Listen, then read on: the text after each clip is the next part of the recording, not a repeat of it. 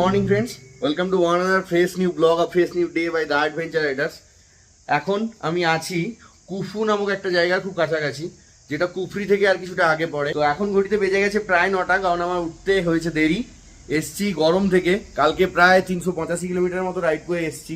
এসে আমি স্টে করেছিলাম এই হোমস্টেতে। হোমস্টের নামটা তোমরা তো দেখেছোই আগের ভিডিওয়। তো চলো তোমাদেরকে নিয়ে যাই আজকে একটা অত্যন্ত সুন্দর ওয়ার্ল্ড ফেমাস রোডে। তো সেই রোডটার নাম কি তোমরা যদি গেস করতে পারো তাহলে কমেন্ট করে ফেলো, আর যদি না গেস করতে পারো তাহলে কিপ ওয়াচিং। আশা করি খুব সুন্দর কিছু সিনেম্যাটিক্সের সঙ্গে আজকে কিন্নর ভ্যালি গেট তোমরা দেখতে পাবে এই ভিডিওতেই। তো চলো বেরিয়ে পড়া যাক আজকের এই সুন্দর জার্নিটার উদ্দেশ্যে। রুমের একটা ওভারভিউ তো তোমরা পেয়েই গেলে। সকাল সকাল ব্রেকফাস্টে চলে এসছে ম্যাগি, এটা খেয়ে গিয়ার আপ করবো আর বেরিয়ে পড়বো সোজা আমার ডেস্টিনেশনের উদ্দেশ্যে। নিচে ডান দিকে ছিলাম আমি, আর যেতে হবে আমাকে উপরে ডান দিকে। তো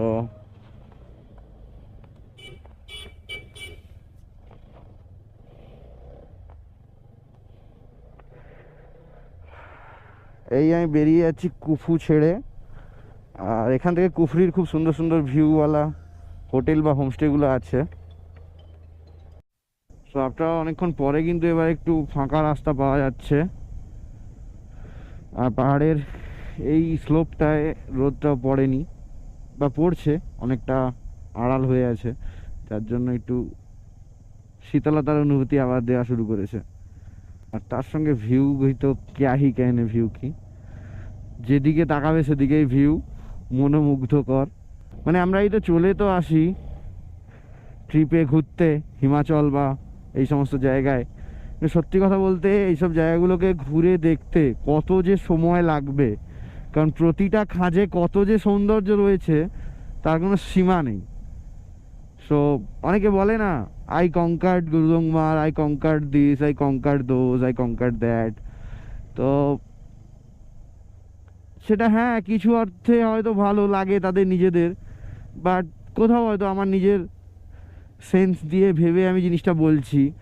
মানে সত্যিই কি তুমি কনকার্ড করতে পেরেছো কোনো জায়গাকে, কোনো ডেস্টিনেশনকে, প্রকৃতিকে? You can't. সো এরকমভাবে ভাবাটা হয়তো ঠিক না, বা হয়তো আমি ভুল ভাবছি। Let me know in the comments below.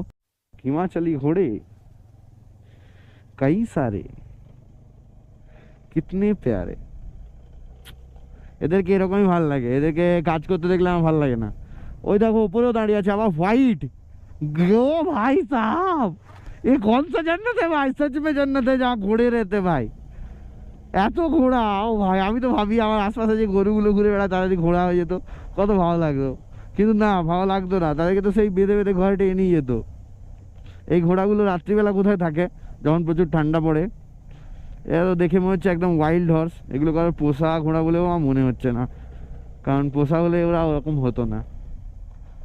দারুণ দারুণ, মজে আ গিয়া ভাই, হোয়াট আ গ্রেট এনার্জি। দুজনেই কিন্তু বিদেশি, साइकिलिंग করে এখান থেকে যাচ্ছে ভাই। हम लोग की बाइक चलाने में कभी कभी फटती है और ये लोग साइकिल चला रहे हैं भाई। Great soul, great energy. अच्छा, नारकंडार 29 কিলোমিটার আর সারাহান 135। সেরা। মাঝখান থেকে রাস্তা, কিছু ঘর, আর দুদিকে শুধু আপেল বাগান। আর ওই দিকটা হালকা উপর দিকটা মেঘে ঢেকেও রেখেছে সূর্যের আলোটাকে, যার জন্য ডার্ক ডেন্স গ্রিন লাগছে পুরো জায়গাটা, অস্বাভাবিক সুন্দর।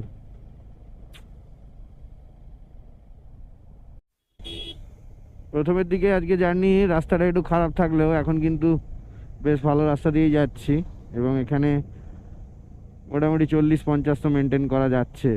এই দেখো এইখানটায় ল্যান্ডস্লাইড হয়েছিল, কি বিভৎস হয়ে আছে জায়গাটা।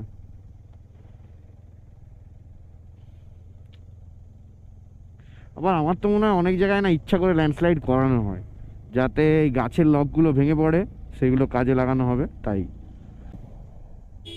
সবাই ঘুরতে ভালোবাসে, জানি সবার কাছে সেই সময়, সেই সুযোগ, সেই ভাগ্য হয়ে ওঠে না। তার জন্য আছি আমরা ট্রাভেলাররাই, আমাদের চোখ দিয়ে দেখে নেয় পৃথিবীর অনেক মানুষ, অনেক কিছু, যেগুলো তারা হয়তো সেখানে গিয়ে দেখে আসতে পারবে না। যেমন আমার বাবা মা বয়স হয়েছে অনেক, বয়সের মারে অসুস্থও তো থাকেন, তো ঘুরতে তো যেতে পারা হয় না ওনাদের। বাড়িতে থেকে এটা দেখেই খুশি হন যে আমি কোথাও একটা গেছি, সেখানে ভিডিওটা বানিয়েছি এবং সেইগুলো ওনারাও অনুভব করতে পারেন কিছুটা হলেও। তো তোমাদের যদি এরকম অনুভূতি হয়ে থাকে তাহলে কিন্তু ভিডিওটা লাইক করতে ভুলো না। তোমাদের একটা লাইক কিন্তু আমাকে অনেকটা এনকারেজ করে দেবে।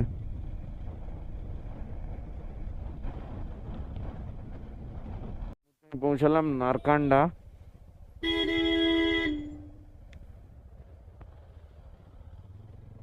আমার ডেস্টিনেশন থেকে ডিস্টেন্স এখনো 161 কিলোমিটার। সো ফ্রেন্ডস, এটাই হচ্ছে সেই নারকান্ডা টাউন। আর আমি আছি এখন কোথায় দেখো, নেগি ধাবায়। আর এখানে ঠিক জেএস ফিল্মসের স্টিকারের পাশেই আমার স্টিকারটা লাগিয়ে দিয়েছি। দেখতে পেলে কিন্তু সাবস্ক্রাইব করে দিও যারা প্রথমবার দেখছো। আর নিয়ে নিয়েছি একটা আলু পরোটা আর এটা ব্ল্যাক টি। এটা খেয়ে আমি কিন্তু বেরোবো আবার আমার ডেস্টিনেশনের দিকে। এখানে এসে যে এরকম এতগুলো স্টিকার দেখতে পাবো এটা কিন্তু মনে ছিল না। তবে হ্যাঁ, এখানে জেএস স্যারের স্টিকারটা দেখে কিন্তু মনে পড়ে গেল যে জেএস স্যারের স্পিতি ট্রিপে আমি কিন্তু দেখেছিলাম এই রেস্টুরেন্টটা একটা অ্যাম্বিয়েন্স। আমি আস্তে আস্তে নেমে যাচ্ছি নিচের দিকে, আর শুধু পাহাড়ের ওপরে দূরে আপেল বাগানগুলো লাগছে দেখো। আর কিছু কিছু জায়গায় এইরকম ধসে যাওয়ার দৃশ্য। और इधर नंदी महाराज शायद थोड़ा रूठे हुए हैं, पता नहीं क्यों। আর এই যে ল্যান্ডস্লাইড দেখতে পাচ্ছি এর কারণ মানুষই।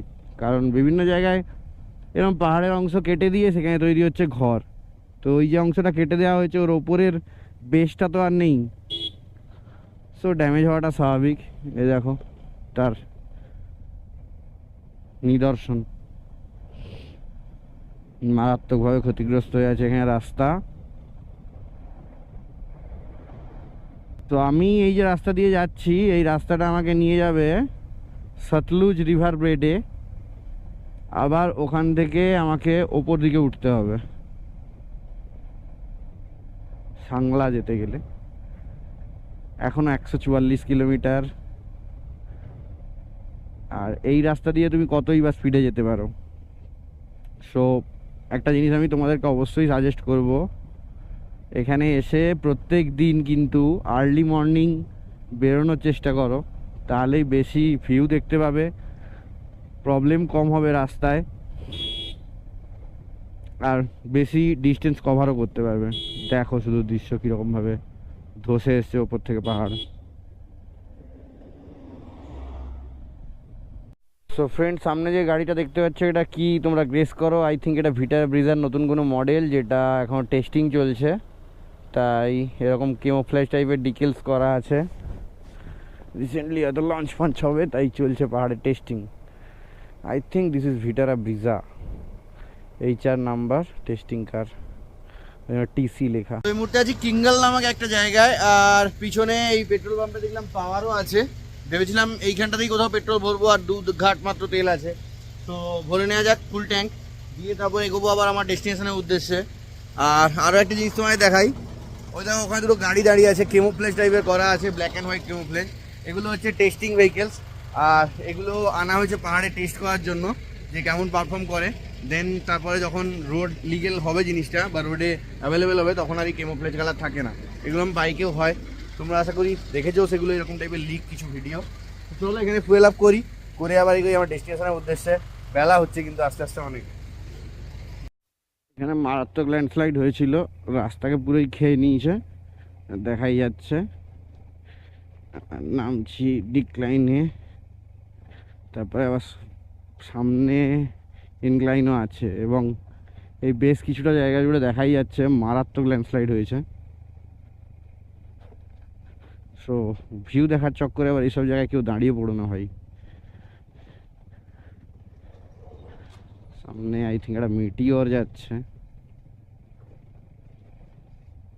It's billion and a lot of luggage. আর পিছনে আমি।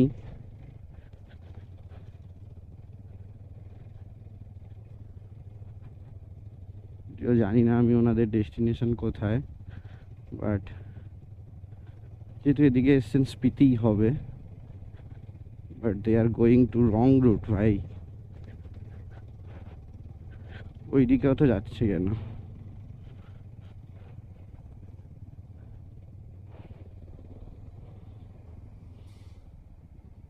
দেখো কোথায় দাঁড়াচ্ছে, দেখো বোকার মতো।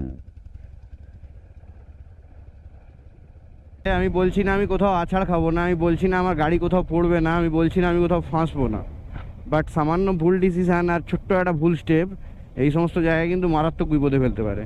তোমরা সামনে যে উইথ পিলিয়ন বাইকটা দেখছিলে, উনি প্রথমত তো ফার্স্ট ওনার যেটা ভুলটা হলো সেটা হলো উনি মাঝ রাস্তায় বলতে গেলে একদম দাঁড়িয়ে গেলেন, না বাঁদিকে সরে না কোথাও। বাঁদিকে যথেষ্ট জায়গা ছিল এবং সেটা সেফও, বাট উনি টোটালি বিচ্ছিরিভাবে দাঁড়িয়ে পড়লেন। সো পিছনে যে কোনো বাইকার থাকলে তার অসুবিধে হওয়াটা স্বাভাবিক, যেমন আমার হলো, কারণ ওই রকম সারফেসে ব্রেকিংটা একদমই কাজ করে না বললেই চলে। আর তারপরেও যেটা চোখে পড়লো সেটা হচ্ছে উনি প্রচণ্ড ডান দিক চেপে গাড়ি চালাচ্ছেন। এটা আমার মনে হলো অতটা ডান দিক চেপেও গাড়ি চালানো উচিত নয়। এই মুহূর্তে আমি যে রাস্তায় আছি, এই রাস্তায় 30 কিলোমিটার পর গিয়ে হয়ে যাবে ওয়ার্ল্ডস মোস্ট ডেঞ্জারাস হাইওয়ে বা ওয়ার্ল্ডস মোস্ট ডেঞ্জারাস রোড। হ্যাঁ, এটাই সেই কিন্নর ভ্যালি রোড, তবে ওই জায়গাটা আসতে এখনও প্রায় ধরে নাও 25 কিলোমিটার বা একটু বেশি হবে বাকি।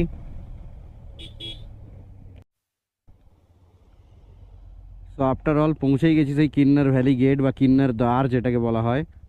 देवभूमि किन्नर जिला में प्रशासन आपका स्वागत करता है।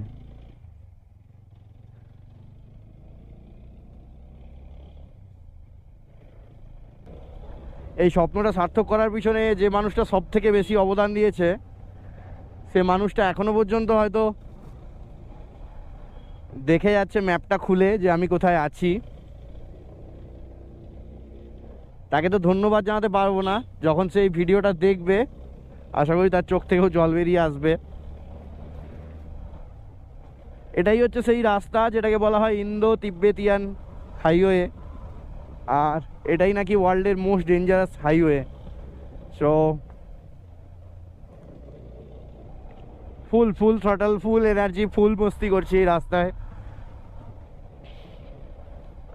জীবনকে অনেক ধন্যবাদ যে আমাকে এইরকম এক্সপিরিয়েন্স করার সুযোগ করে দিয়েছে।